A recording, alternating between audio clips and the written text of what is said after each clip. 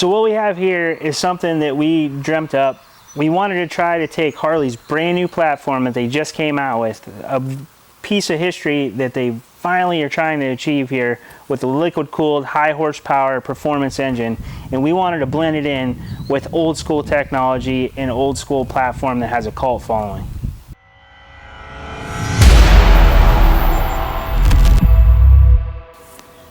All right, so back in 2021, I found out that I got into a build-off for a show called the Virginia City Roundup.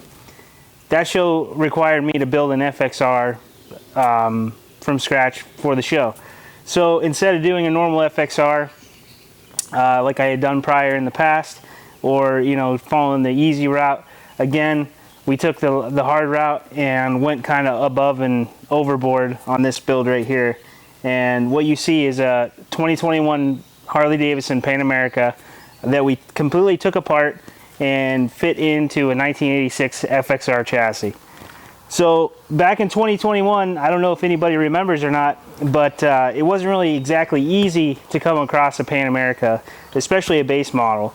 So I had to reach out to a couple friends and figure some stuff out, but once we did, we located one in New York. So I gave the dealership a call. We went over. We had to buy a whole new Pan America, ground up whole bike, brand new bike. Harley wouldn't sell me just a motor or any of the components I needed because the bike was too new. I had to have a VIN number to purchase the motor. And once I get an idea in my head, I'm pretty persistent about it. So we just ended up going and getting a whole entire bike for a donor bike. I went and picked the bike up out in New York City with my friend Kevin and his son Liam.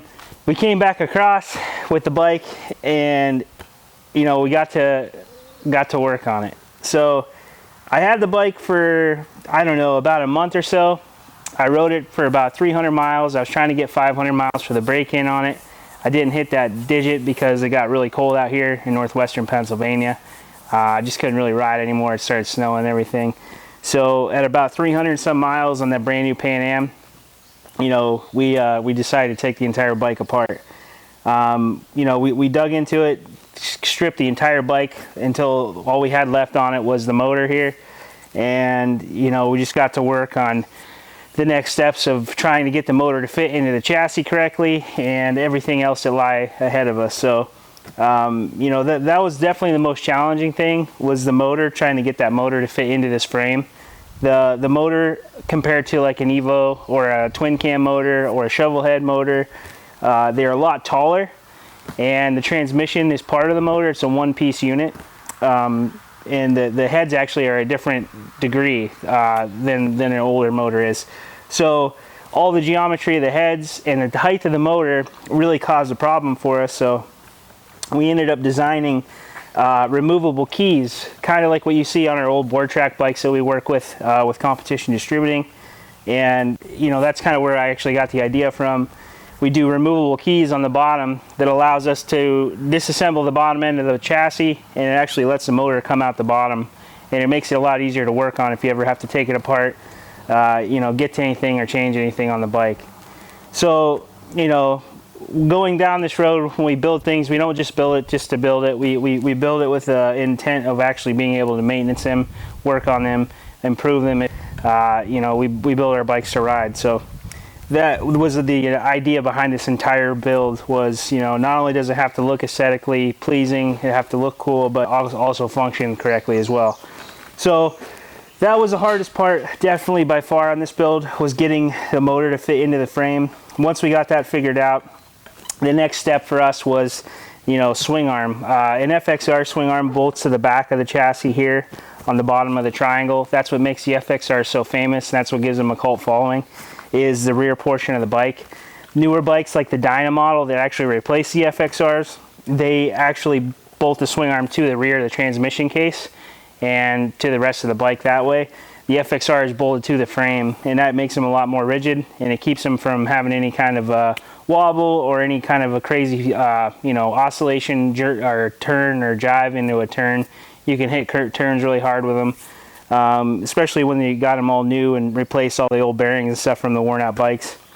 They just work really well. So Obviously, we couldn't use those spots because of the way the transmission and the motors, you know, adapted to the actual motor itself.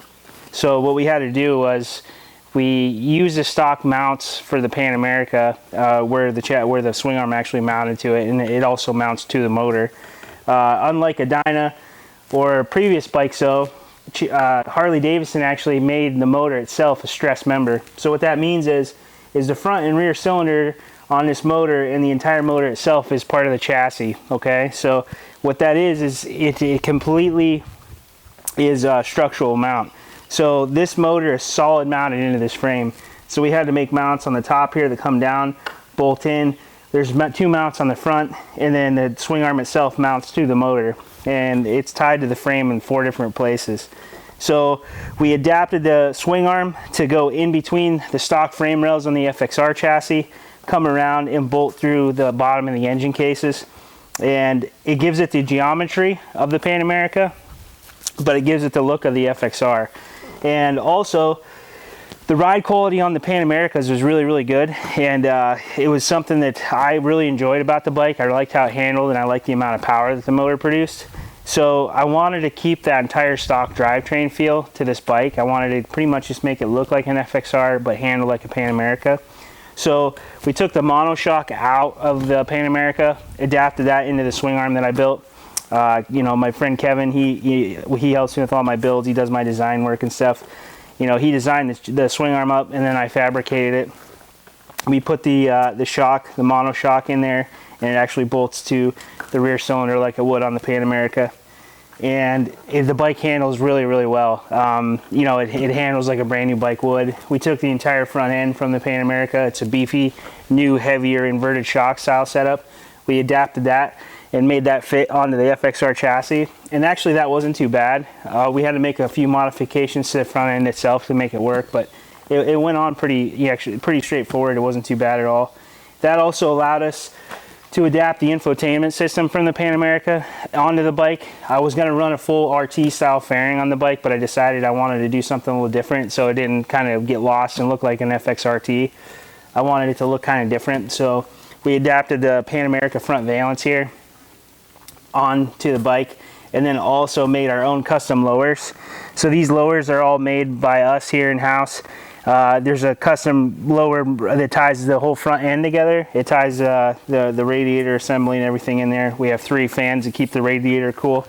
The pipe here, this is actually like one of the only things that I didn't make on the bike as far as fab goes.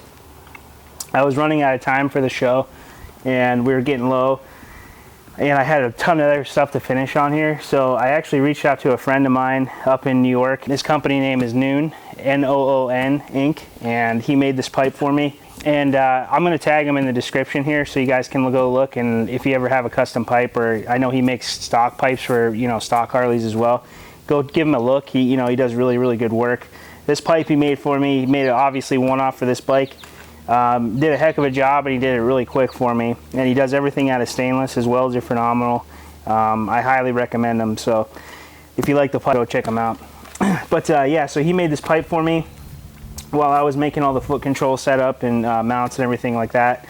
On the other side of the bike here, what you'll see, the intake system, that was another huge challenge of the bike. A stock Pan America, the intake actually comes straight up off the motor, off the fuel injection, the entire injection assembly, and it actually comes to the bottom of the tank of the Pan America. Obviously we couldn't do that because we put a full frame around the motor. So what we did is we ran a 3D printed air box, and we 3D printed it and ran it out the side here, and also put 2 pod intake filters on it. And it's actually just, you can disassemble the box to replace any of the parts or anything inside, or if you got to get into your intake manifold at all, which you don't really have to. But we want it to look kind of cool and stand out, so we made that here. You know, Kevin, again, he designed it, and then we 3D printed it. The rest of the bike is completely stock Pan America. So all the bearings, all the wear components, all the stuff that you would have to replace for maintenance, such as, you know, wheel bearings, brake pads, brake calipers, anything with the wiring, any of that, it's all stock Pan America. So it makes working on the bike just like, you know, you go to Harley-Davidson and say, hey, I got 2021 Pan America. you know, can I get a part for this or that, and you'll be able to get it, because all the swing arm components, everything in the back, I fabbed it all to fit the stock equipment, so that it would make it really easy to work on this bike if you ever have to. You know, the bike's all done. It's been done for a couple years now, and you know, it's a great bike. Rides really well. It's actually extremely fast. It's actually too fast for me. You know, I've been riding bikes my whole life, but I don't have, you know, some of the capabilities that some of these guys have, the stunt guys or anything. And this has got 150 horsepower. So, you know, it's a light, very, very light bike. With 150 horsepower, it'll get up and go. So it's actually got more power than I really know what to do with. After we got the bike done, we took the bike out to Sturgis to unveil it last year. And we actually ended up having an issue with the motor. It was a first year bike. It was a very low number bike. I got it right when they first came out. And we had an issue with the motor, and I actually ended up, you know, the motor went bad on us, yeah, a good way to put it. So we had to actually get a brand new motor from Harley. And, you know, this is a 2023 model motor, and this actually has its own warranty following just the motor itself. So it covers any kind of damages or anything like that. But this is a 2023 version, so it's the updated version that, you know, covered all the problems that they had with the first year versions being 2021. And we updated that, we put the motor in, and since then I've done all the break-in miles on the bike again, and I've taken it on a couple 300-400 mile rides, and like I said, the bike's running really good now. It's all dialed in. My intent with this bike was always, once I finished it, I was going to get rid of it, and you know, I can't keep every single bike I build. So we're going to actually be giving this bike away, have a chance to win this bike. We're doing a drawing right now for stickers. If you buy a sticker, it'll give you one entry out of a total of 300 stickers for a chance to win this bike. And if you buy 3 stickers, we'll give you another sticker for free, and obviously that increases your chances. And like I said, there's only going to be 300 stickers total sold for this. If you win the bike, you know, once all the spots are filled, the stickers are sold, we're going to do a live drawing, and we'll pick a number live on camera for everybody to see. And if you do win, you know, and you're in the lower 48 states, we'll ship the bike to you for free. If you want to play and you're out of the states, I am totally fine working with you however we have to work to get the bike to you. I just am not going to cover it financially. So you just have to have a plan in place to get the bike. But yeah, so we're going to be giving this away. The drawing's actually live right now. So if you're interested, just, you know, reach out to us and we'll get you set up with it. Hey everybody, thanks for watching. Make sure you hit that like and subscribe button, and we'll keep bringing you more videos.